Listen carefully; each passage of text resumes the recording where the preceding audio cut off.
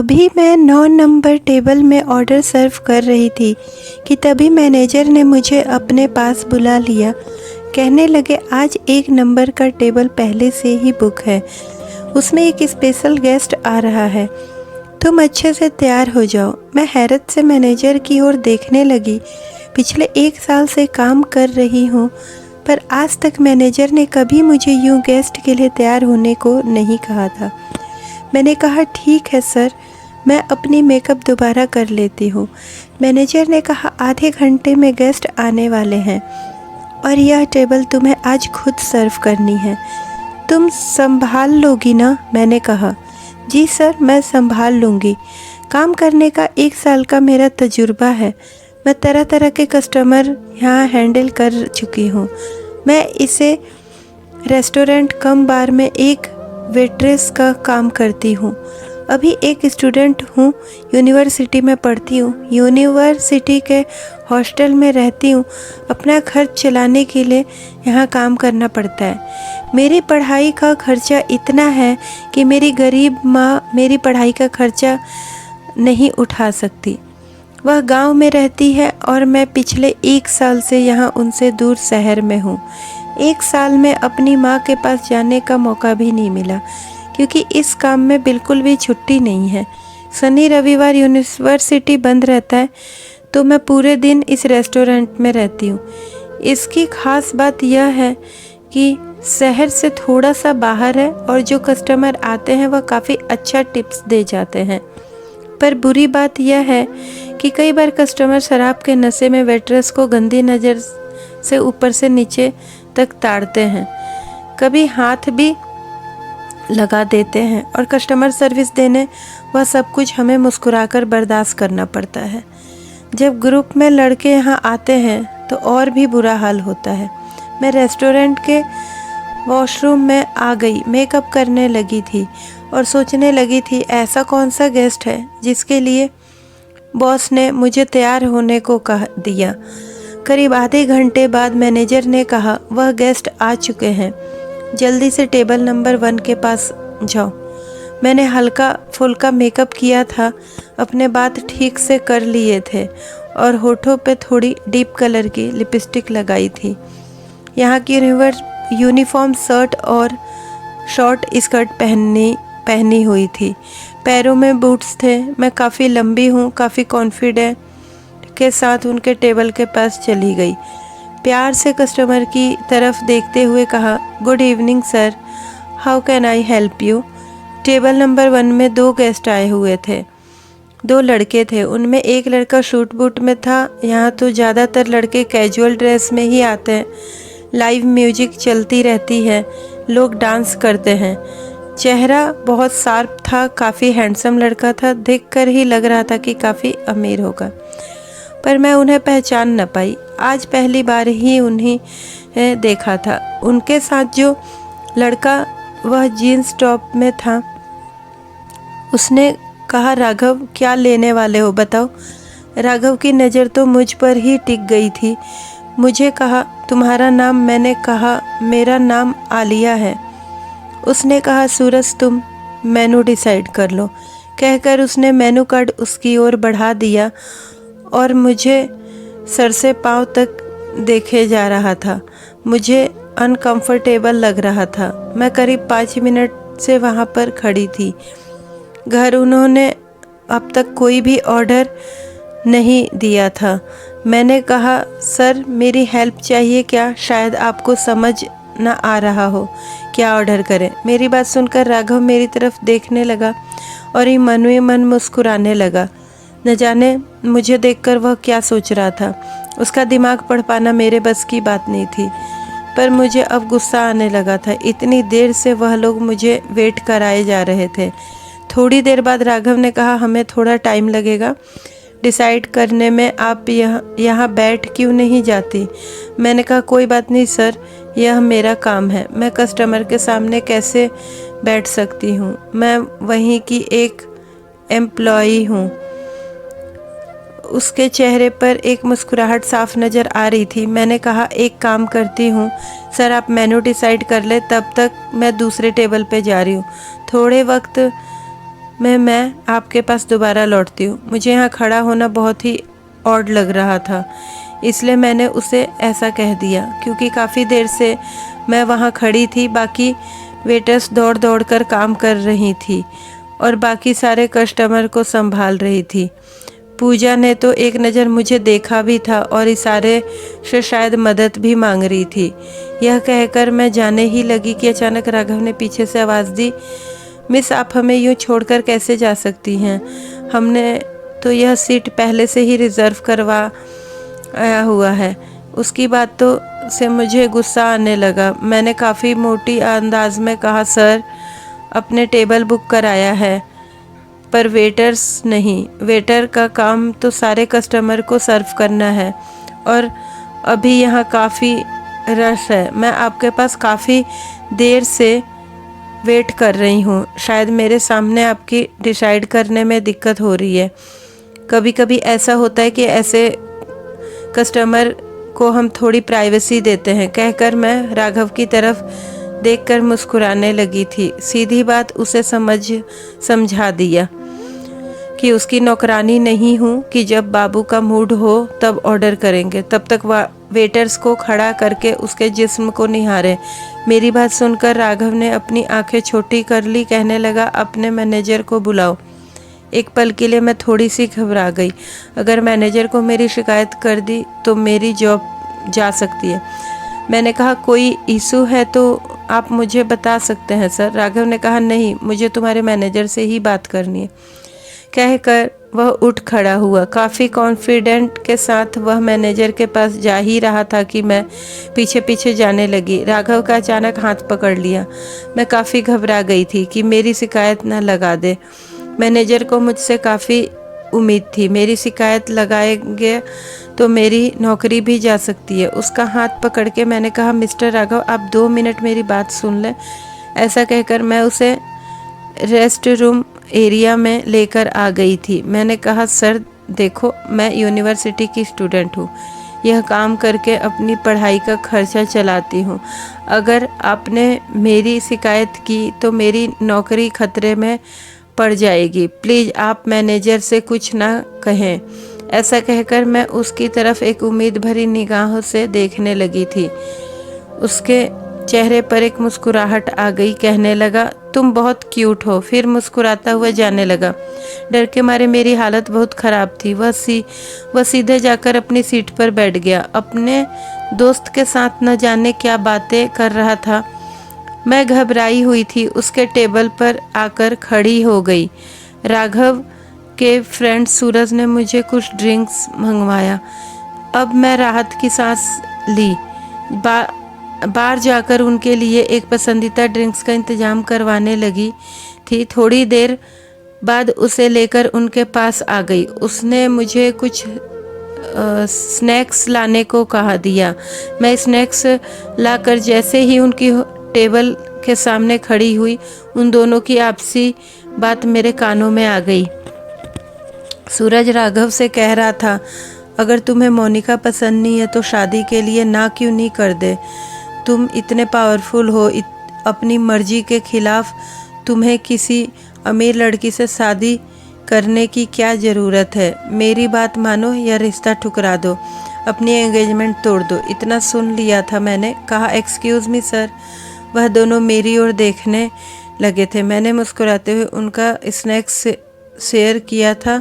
फिर वह लोग अपना डिनर एंजॉय करने लगे। तब तक मैं दूसरे टेबल में काम संभालने लगी। पूजा ने कहा, यार तुम कहाँ थी? आज इतना रस है, दौड़ते दौड़ते हमारी हालत ख़राब हो गई है। मैंने कहा, मैनेजर साहब ने मुझे टेबल नंबर 1 का सर्व करने के लिए लगा रखा है। कोई स्पेशल गेस्ट आए हैं पर शायद उनकी टेबल में जाने में टाइम लगेगा। तुम लोगों की मदद कर देती हूँ। बीच बीच में राघव के टेबल में जाकर उनके बारे में भी पता लगा ले रही थी। आज यूँ दौड़ते भागते मेरी हालत बहुत ख़राब हो गई थी। राघव ने इशारे से मुझे बुला लिया और बिल लाने को कहा। मैं बिल लेकर उनके टेबल में आ गई थी। बिल पेमेंट करने के बाद उन्होंने मुझे 10,000 का टिप्स दिया।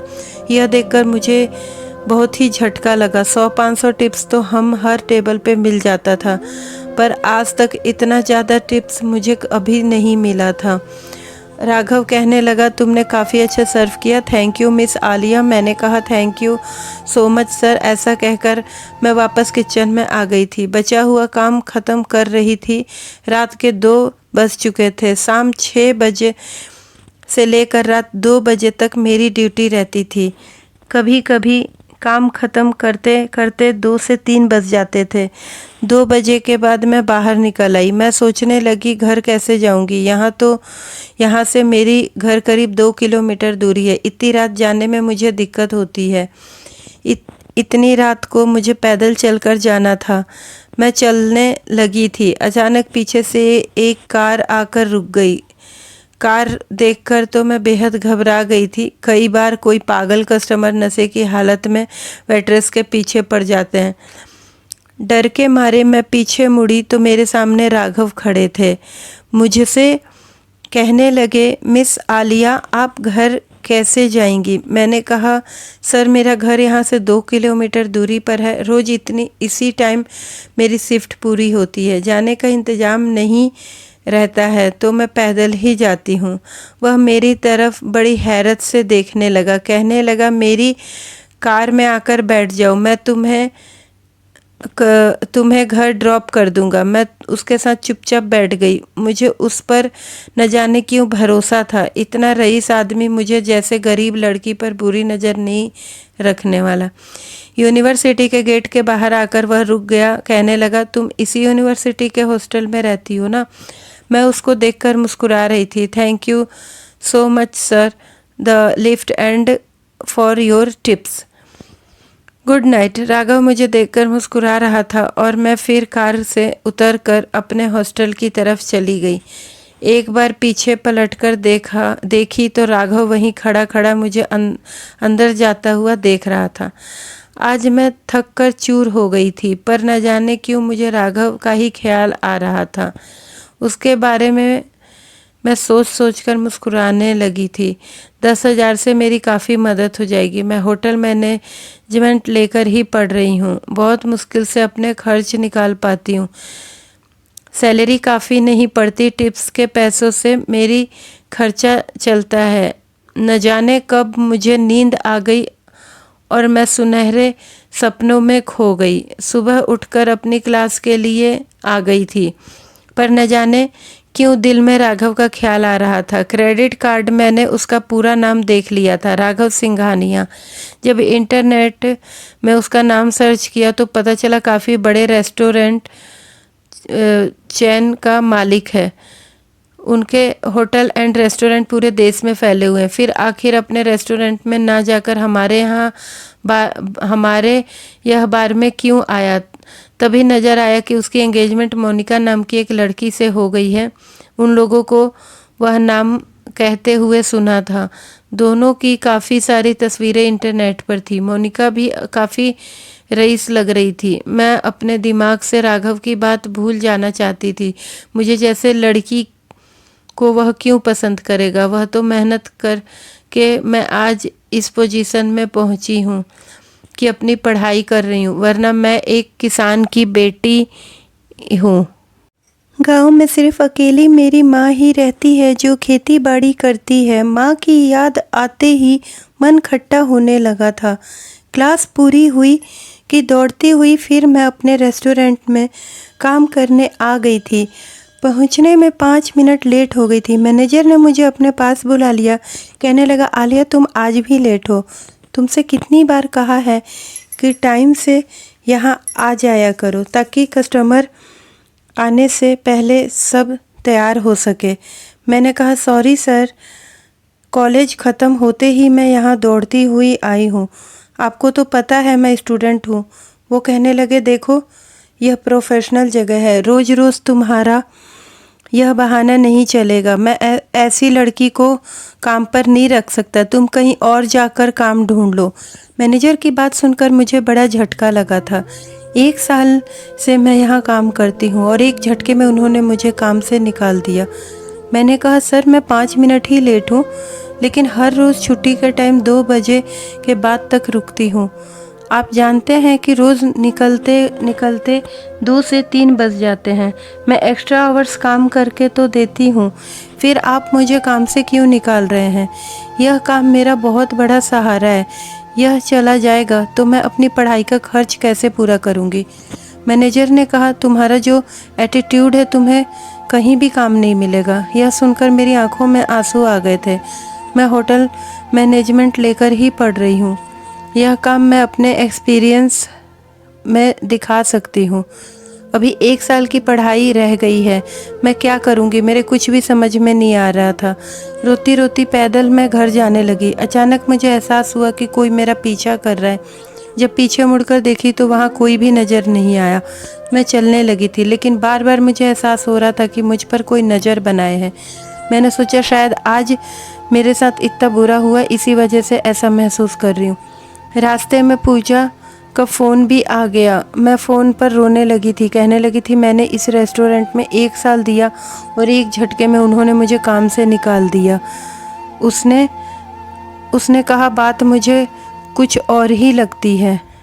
मैनेजर के पास किसी का फ़ोन आया था, उसके बाद ही उसने तुम्हें काम से निकालने का फ़ैसला किया।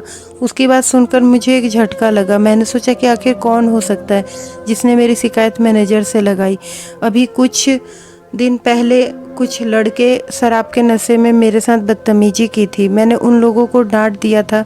कहीं यह वजह तो नहीं, क्योंकि उस दिन काफ़ी तमाशा हुआ था। मैनेजर ने 1 बजे ही मुझे यहाँ से जाने को कह दिया था। मैं अपने हॉस्टल वापस आ गई थी, बेहद परेशान थी। कल से मुझे दोबारा काम ढूंढना होगा, नहीं तो मैं खर्चा नहीं निकाल पाऊँगी। यही सोच रही थी कि तभी मेरे मोबाइल में किसी का कॉल आ गया। मैंने फ़ोन पिक किया तो सामने वाला कहने लगा, मैं सूरज हूँ, कल तुम्हें रेस्टोरेंट में आया था। मैंने कहा, आई एम सॉरी सर, पर आज मैं रेस्टोरेंट में नहीं हूँ। आज आपकी कोई मदद नहीं कर पाऊँगी, मेरी नौकरी चली गई है। उसने कहा, पर तुमने तो काफ़ी अच्छे से हमें सर्व किया था। मैंने कहा, सर शायद किसी ने मेरी शिकायत लगाई होगी तभी मेरा काम चला गया। उसने कहा, तुम फिक्र मत करो, मैं राघव से बात करके देखता हूँ, शायद उसके होटल में तुम्हें कोई काम मिल जाए। मुझे काम की सख्त ज़रूरत थी। आधे घंटे बाद सूरज का फ़ोन आ गया। वो बोला, जो एड्रेस भेजा है वहाँ आधे घंटे में आ जाओ इंटरव्यू देने। मैं तुरंत ही वहाँ इंटरव्यू देने निकल गई।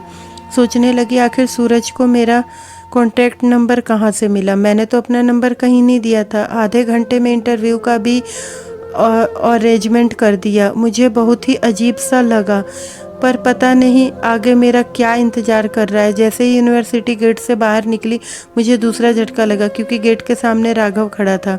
मैं हैरत भरी निगाहों से उसे देखने लगी। कहने लगा, मैं तुम्हारा इंतज़ार कर रहा था, आओ कार में बैठ जाओ।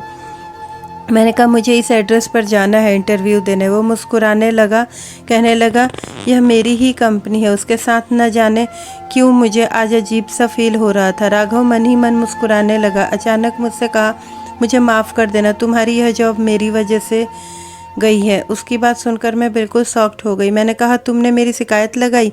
उसने मुस्कुराकर कहा, ज़्यादा कुछ कहना नहीं पड़ा। तुम्हारे मैनेजर को फ़ोन करके कहा कि उस लड़की को काम से निकाल दो। अब मैं बहुत गुस्से में आ गई। कहने लगी, तुमने ऐसा क्यों किया?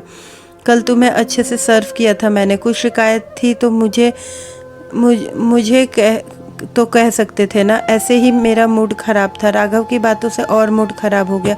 मुझे देखकर कहने लगा, तुम्हें इंटरव्यू है, मूड ख़राब करने की ज़रूरत नहीं है, वरना जॉब नहीं मिलेगी। मैंने कहा, इसका क्रेडिट भी तुम्हें ही जाता है, तुमने जो मुझे जॉब से निकलवा दिया। उसने कहा, तुम्हारा मैनेजर रात को 2 बजे तुम्हें छोड़ देता है और फिर रोज़ तुम 2 किलोमीटर का रास्ता पैदल चलती हो। कार के कस्टमर्स तुम्हारे साथ बदतमीजी करते हैं, तुम्हारा तमाशा बनाते हैं। किसी दिन किसी खतरे में पड़ जाओगी। इतना अच्छा होटल मैनेजमेंट का कोर्स कर रही हो तो फिर वेटर्स की जॉब की क्या ज़रूरत है? सपने ऊंचे तो हो ही ऊंचाई तक पहुंच पाओगी, वरना उसी में उलझ कर रह जाओगी। उसकी बातें मुझे कड़वी ज़रूर लग रही थी, पर वह सच कह रहा था।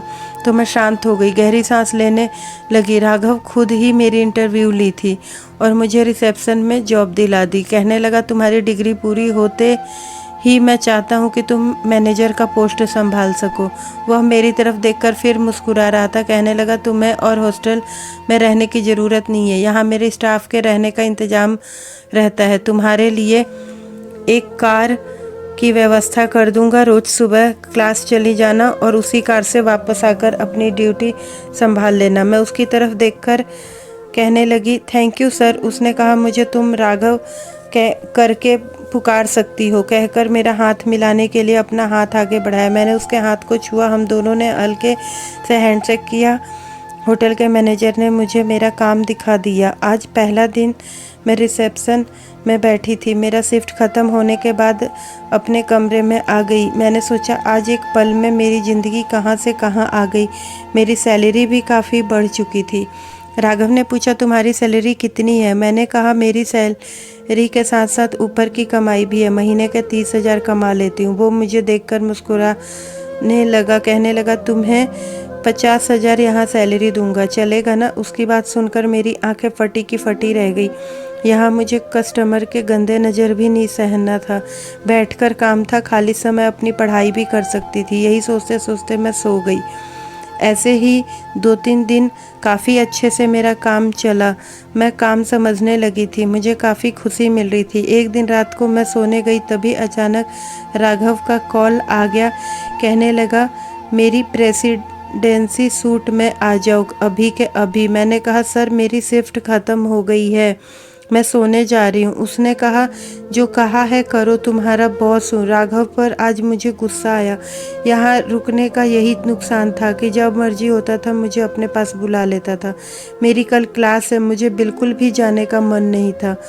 अनमन ढंग से मैं उनके सूट में गई तो देखा दरवाज़ा खुला हुआ। मैं नॉक करके जैसे ही अंदर आई तो कमरे का हाल देखकर मेरे पैरों तले ज़मीन निकल गई। राघव तो अपने आप को बेहद मेंटेन रखते हैं। कमरा बेहद गंदा था। चारों तरफ चीज़ें फैली हुई थी, टूटी फूटी थी। ऐसा लग रहा था कमरे में कोई जंग लड़ा गया हो। राघव एक कोने में नीचे बैठा हुआ था, बिल्कुल पसीने से भीगा था, काँप रहा था। मैं उसके पास चली गई। उसका वह हाल देखकर मेरे दिल में बुरे ख्याल आ रहे थे। आखिर उसे क्या हो गया? मैं समझ चुकी थी आखिर इतनी रात को उसने मुझे क्यों बुलाया। मैं टिश्यू पेपर लेकर उसके पसीना पोंछने लगी। उसके बाजुओं को सख्ती से पकड़ लिया ताकि वह ना कांपे, पर शरीर को देखकर लगी थी कहीं उसका कुछ कटा तो नहीं। जल्दी से मैं पानी लेकर आई तो पानी पिलाने लगी। बिल्कुल बच्चों की तरह पानी पी रहा था। उसके शरीर पर पानी गिरा रहा था। उसे मैं सहारा देकर उठाने लगी। कहीं चलो, सोफे में बैठो, यहाँ नीचे मत बैठो। काफ़ी परेशान लग रहा था। न जाने उसे क्या हो गया था।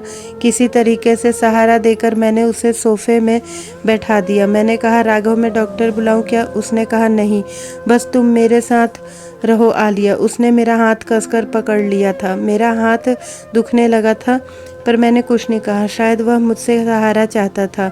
मैं उसके बाजू को पकड़ के हौले हौले उसके हाथ पैर दबाने लगी थी, पर उसका कपकपी था जो बंद होने का नाम ही नहीं ले रहा था। चेहरे में घबराहट थी, परेशानी थी। न जाने क्या था। ऐसा लग रहा था न जाने उसे कोई पैनिक अटैक आया हो, फिर कोई दिमागी बीमारी हो। मुझे समझ नहीं आ रहा था। मैं राघव से बिल्कुल चिपक कर बैठी रही।